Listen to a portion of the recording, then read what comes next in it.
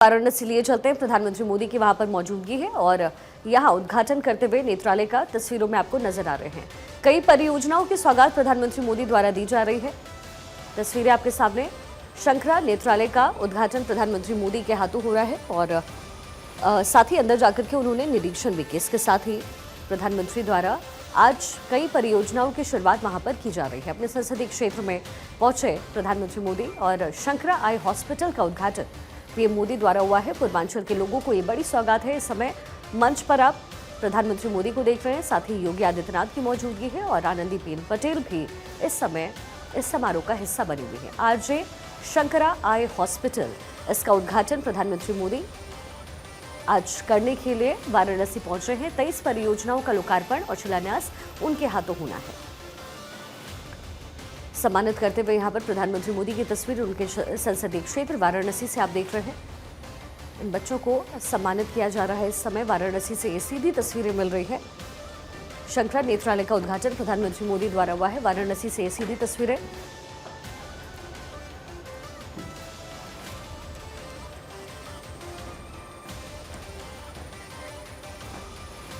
प्रधानमंत्री मोदी की तरफ से आज इसका उद्घाटन किया जा रहा है और बच्ची को चश्मा पहना करके उन्होंने शंकरा नेत्रालय का उद्घाटन किया है। अब से कुछ ही देर बाद उनका संबोधन भी होगा। 23 परियोजना है जिनका लोकार्पण और शिलान्यास इस बार के दौरे में प्रधानमंत्री खुद करने वाले हैं। अपने संसदीय क्षेत्र पहुंचे और इसकी आधारशिला बहुत पहले ही रखी गई थी। इसके साथ ही स्टेडियम की आधारशिला पिछले साल जून में रखी गई। इसका भी उद्घाटन प्रधानमंत्री मोदी द्वारा होना है। तो पीएम का ये वाराणसी का दौरा और कई विकास परियोजनाओं की सौगात प्रधानमंत्री मोदी वाराणसी के लोगों को दे रहे हैं। न केवल वाराणसी के लोगों को बल्कि जो पूर्वांचल के लोग हैं उनको भी इसका बड़ा फायदा मिलेगा। तो ये तस्वीरें मंच से आपको दिखा रहे हैं। 90 करोड़ से ज्यादा नमो घाट फेज 2 परियोजना का भी आज लोकार्पण पीएम करेंगे। 200 करोड़ की लागत से तैयार सिगरा स्टेडियम। इसके अलावा आप देखें, ना सिर्फ काशी बल्कि पूरे देश के लिए ये परियोजनाएं होंगी जिनसे सीधा सीधा लाभ सभी को होगा। काशी में काशी विश्वनाथ के दर्शन के लिए पूरे देश भर से लोग जाते हैं और आज प्रधानमंत्री नरेंद्र मोदी का अपने संसदीय क्षेत्र का ये दौरा, जिसमें प्रधानमंत्री नरेंद्र मोदी मेगा सौगात काशी वासियों को दे रहे हैं। प्रधानमंत्री आज मंच से क्या कुछ कहते हैं ये सुनना भी उतना ही ज्यादा महत्वपूर्ण होगा। लेकिन इससे पहले क्योंकि जो नेत्रालय है उसका उद्घाटन प्रधानमंत्री नरेंद्र मोदी ने किया। कोटि पीठम के शंकराचार्य जी, पूज्य जगत गुरु श्री शंकर विजेंद्र सरस्वती जी, उत्तर प्रदेश की राज्यपाल आनंदीबेन पटेल, मुख्यमंत्री श्रीमान योगी आदित्यनाथ जी, उप मुख्यमंत्री ब्रजेश पाठक जी, शंकरा आई फाउंडेशन के आरवी रमणी जी, डॉक्टर एसवी बालासुब्रमण्यम जी, श्री मुरली कृष्णमूर्ति जी, रेखा झुंझुनवाला जी, संस्था से जुड़े अन्य सभी सदस्यगण, देवी और सज्जनों, इस पावन महीने में काशी आना ये अपने आप में एक पुण्य अनुभूति का अवसर होता है। यहां अपने काशीवासी तो है ही, संतजनों और परोपकारियों का भी संग है। इससे सुखद संयोग भला क्या हो सकता है। अभी मुझे परम पूज्य शंकराचार्य जी के साथ दर्शन का, प्रसाद पाने का और आशीर्वाद प्राप्त करने का सौभाग्य मिला है। उनके आशीर्वाद से ही आज काशी को, पूर्वांचल को एक और आधुनिक अस्पताल मिला है। भगवान शंकर की नगरी में आरजे शंकरा नेत्र अस्पताल आज से जन जन के लिए समर्पित है। मैं काशी के, पूर्वांचल के सभी परिवारजनों को बहुत बहुत बधाई देता हूं। साथियों, हमारे शास्त्रों में कहा गया है, तमसो मां ज्योतिर्गमय, यानी अंधकार से प्रकाश की ओर ले चलो। ये आरजे शंकरा नेत्र अस्पताल वाराणसी और इस क्षेत्र के अनेकों लोगों के जीवन से अंधकार दूर करेगा, उन्हें प्रकाश की ओर ले जाएगा। मैं अभी इस नेत्र अस्पताल को देखकर आया हूं। एक प्रकार से ये आध्यात्मिकता और आधुनिकता का संगम है। ये अस्पताल बुजुर्गों की भी सेवा करेगा और बच्चों को भी नई रोशनी देगा। यहां बहुत बड़ी संख्या में गरीबों को मुफ्त इलाज मिलने वाला है। ये नेत्र अस्पताल यहां के युवाओं के लिए रोजगार के भी नए अवसर लेकर आया है। यहां मेडिकल कॉलेजों के छात्र इंटर्नशिप कर पाएंगे, प्रैक्टिस कर पाएंगे। सपोर्ट स्टाफ के तौर पर भी यहां के अनेकों लोगों को काम मिलेगा। साथियों, शंकरा आई फाउंडेशन के इस नेक काम से जुड़ने का इसके पहले भी मुझे अवसर मिला है। मैं जब गुजरात का मुख्यमंत्री था तब वहां भी शंकरा नेत्र अस्पताल खुला था और आपके गुरुजी के सानिध्य में मुझे उस काम को अवसर मिला था और आज मुझे आपके सानिध्य में इस कार्य का अवसर मिला है। और मेरे लिए एक बहुत संतोष का विषय है। वैसे पूज्य स्वामी जी ने बताया भी, मेरा एक और सौभाग्य रहा है। श्री कांची कामकोटि पीठाधिपति जगतगुरु शंकराचार्य चंद्रशेखर सरस्वती महास्वामी मिगल का मुझ पर बड़ा आशीर्वाद रहा। परमाचार्य जी को अनेक बार उनके चरणों में बैठने का मुझे सौभाग्य मिला था। परम पूज्य जगतगुरु शंकराचार्य श्री जयेंद्र सरस्वती स्वामीगल जी का मुझे बहुत स्नेह मिला। उनके मार्गदर्शन में मैंने अनेक कार्यों को पूरा किया और अब जगतगुरु शंकराचार्य श्री शंकर विजेंद्र सरस्वती जी का भी मुझे सानिध्य मिल रहा है। यानी एक प्रकार से 3 गुरु परंपराओं के साथ नाता जुड़ना, इससे बड़ा जीवन का सौभाग्य क्या हो सकता है। ये मेरे लिए व्यक्तिगत तौर पर बहुत बड़े संतोष का विषय है। आज जगतगुरु ने विशेष तौर पर इस कार्यक्रम के लिए मेरे संसदीय क्षेत्र में आने का समय निकाला। मैं यहां के जनप्रतिनिधि के रूप में आपका स्वागत करता हूं और आपका आभार भी प्रकट करता हूं। साथियों, आज के दिन मेरे मित्र राकेश झुनझुनवाला जी की याद आना भी बहुत स्वाभाविक है। व्यापार जगत में उनकी एक छवि से तो है और दुनिया उनकी बहुत चर्चा भी करती है, लेकिन वे सेवा कार्यों से कैसे जुड़े थे वो आज यहां दिखाई देता है। अब उनकी इस विरासत को उनका परिवार आगे बढ़ा रहा है।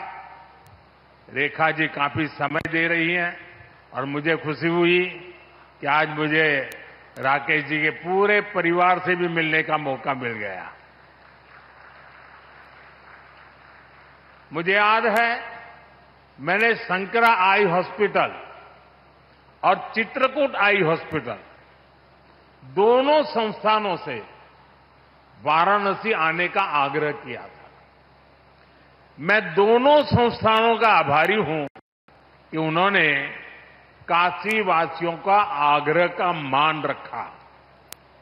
बीते समय में मेरे संसदीय क्षेत्र के हजारों लोगों का चित्रकूट आई हॉस्पिटल में इलाज किया गया है। अब यहां के लोगों को वाराणसी में ही 2 नए आधुनिक संस्थान मिलने जा रहे हैं। साथियों, काशी की पहचान अनंत काल से धर्म और संस्कृति की राजधानी के रूप में रही है। अब काशी यूपी के पूर्वांचल के बड़े आरोग्य केंद्र, हेल्थ केयर हब के रूप में भी विख्यात हो रहा है। बीएचयू में ट्रॉमा सेंटर हो, सुपर स्पेशलिटी अस्पताल हो, दीनदयाल उपाध्याय अस्पताल और कबीर चौरा अस्पताल में सुविधाएं बढ़ाना हो, बुजुर्गों के लिए, सरकारी कर्मचारियों के लिए विशेष अस्पताल हो, मेडिकल कॉलेज हो, ऐसे अनेक कार्य काशी में दशक में हुए हैं। आज बनारस में कैंसर के इलाज के लिए भी आधुनिक अस्पताल है। पहले जिन मरीजों को दिल्ली, मुंबई जाना पड़ता था, आज वे यहीं अच्छा पा रहे हैं। आज बिहार, झारखंड, छत्तीसगढ़ और देश के अन्य हिस्सों से भी हजारों लोग यहां उपचार के लिए आते हैं। हमारी मोक्षदायिनी काशी अब नई ऊर्जा के साथ, नए संसाधनों के साथ नव जीवनदायिनी भी बन रही है।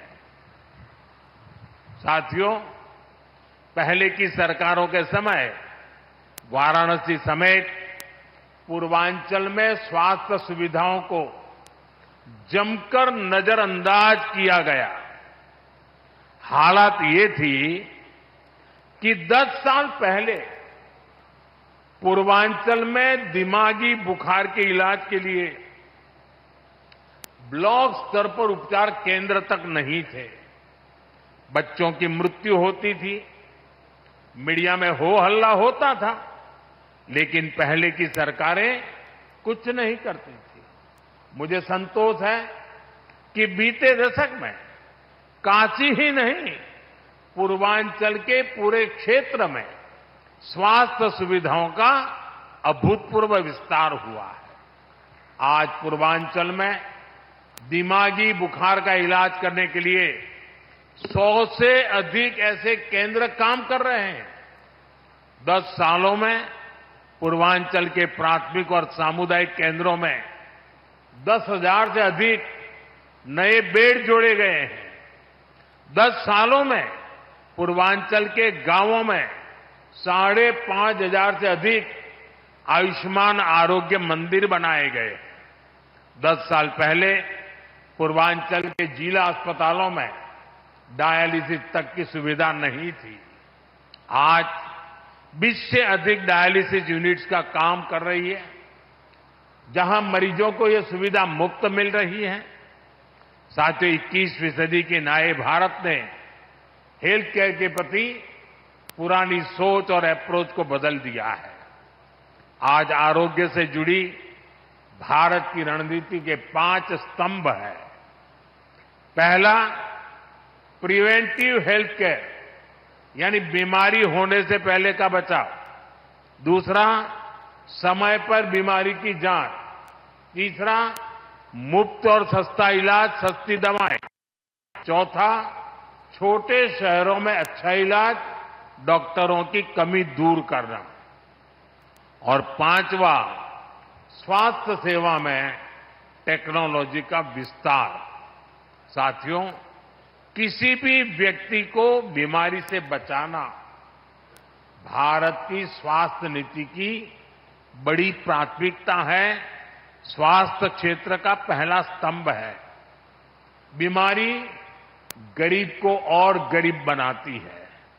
आप जानते हैं, बीते 10 साल में 25 करोड़ लोग गरीबी से बाहर निकले हैं। एक गंभीर बीमारी इन्हें फिर से गरीबी के दलदल में धकेल सकती है। इसलिए बीमारी हो ही नहीं, इस पर सरकार बहुत जोर दे रही है। इसलिए हमारी सरकार साफ सफाई, योग, आयुर्वेद, पोषक खान पान, इन सारे विषयों पर खास ध्यान दे रही है।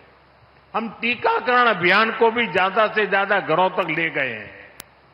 10 साल पहले तक ये स्थिति थी कि देश में टीकाकरण का कवरेज 60% के आसपास ही थी, यानी करोड़ों बच्चे तो टीकाकरण के दायरे में ही नहीं थे।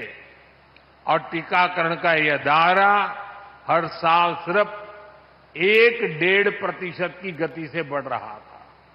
अगर ऐसा ही चलता रहता तो हर क्षेत्र को, हर बच्चे को टीकाकरण के दायरे में लाने में 40-50 साल और लग जाते। आप कल्पना कर सकते हैं कि ये देश की नई पीढ़ी के साथ कितना बड़ा अन्याय हो रहा था। इसलिए सरकार बनने के बाद हमने बहुत ही बड़ी प्राथमिकता के बच्चों के टीकाकरण को दी, उसकी कवरेज बढ़ाने को दी। हमने मिशन इंद्रधनुष शुरू किया। हमने एक साथ कई सारे मंत्रालय को इस काम में लगाया।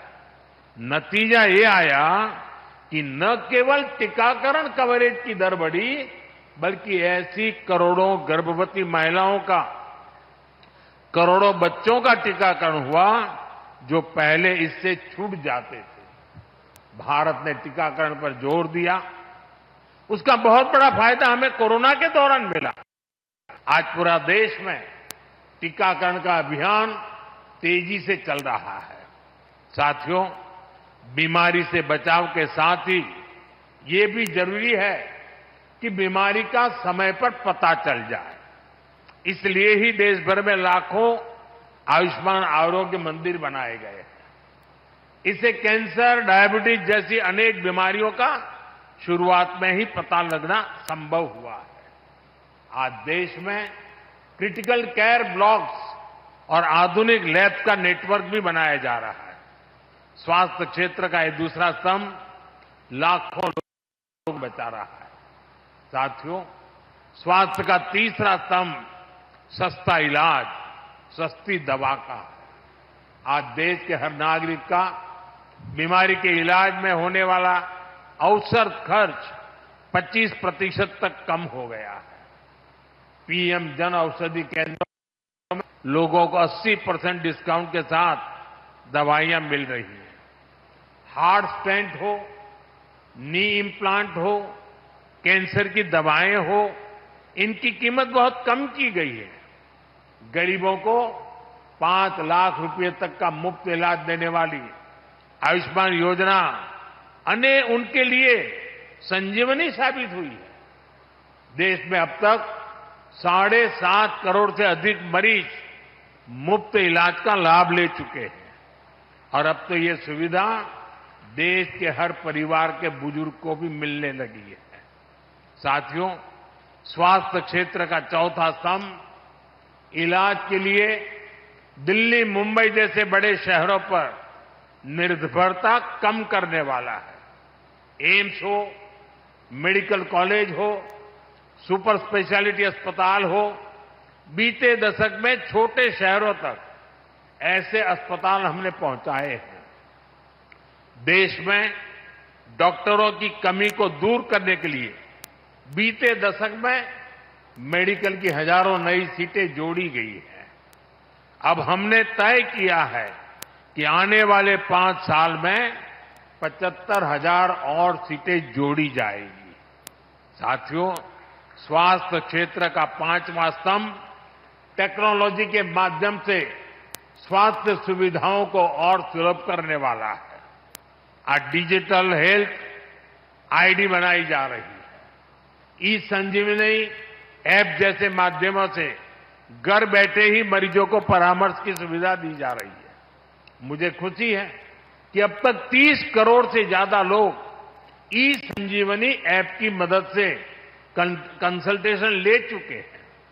हम ड्रोन टेक्नोलॉजी से भी स्वास्थ्य सेवाओं को जोड़ने की तरफ आगे बढ़ रहे हैं।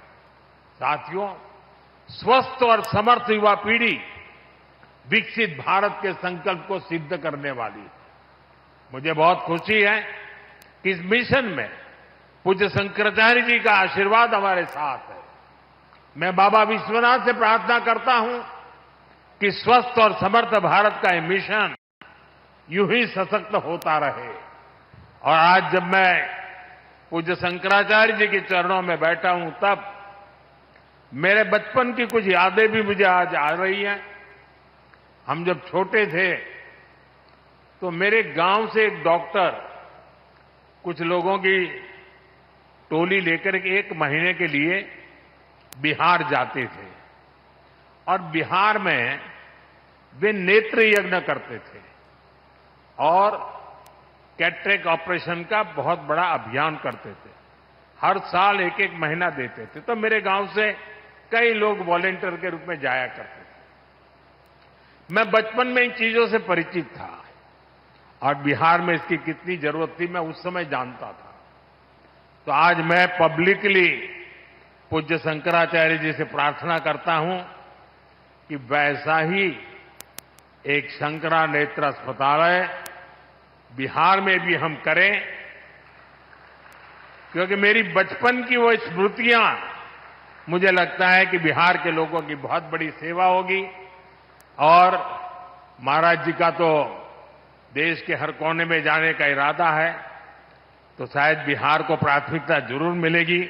आपके आशीर्वाद मिलेंगे बिहार को, और बिहार में सचमुच में वहां के लोगों की सेवा करना ये भी एक बहुत बड़ा सौभाग्य है।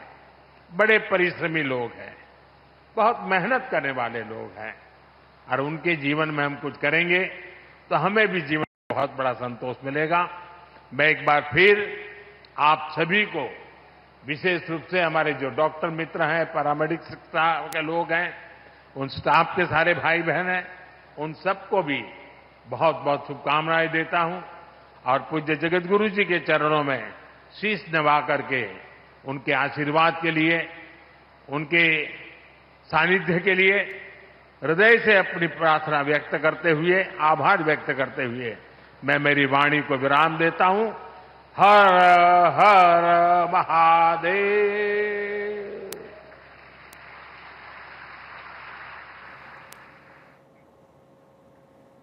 तो काशी से इस समय प्रधानमंत्री मोदी को आप सुन रहे थे। पीएम मोदी का वाराणसी का दौरा और कई परियोजनाओं की सौगात प्रधानमंत्री मोदी की तरफ से आज काशी के लोगों को दी गई है। वाराणसी दौरे पर प्रधानमंत्री नरेंद्र मोदी हैं और अभी अभी उनका संबोधन आपने सुना।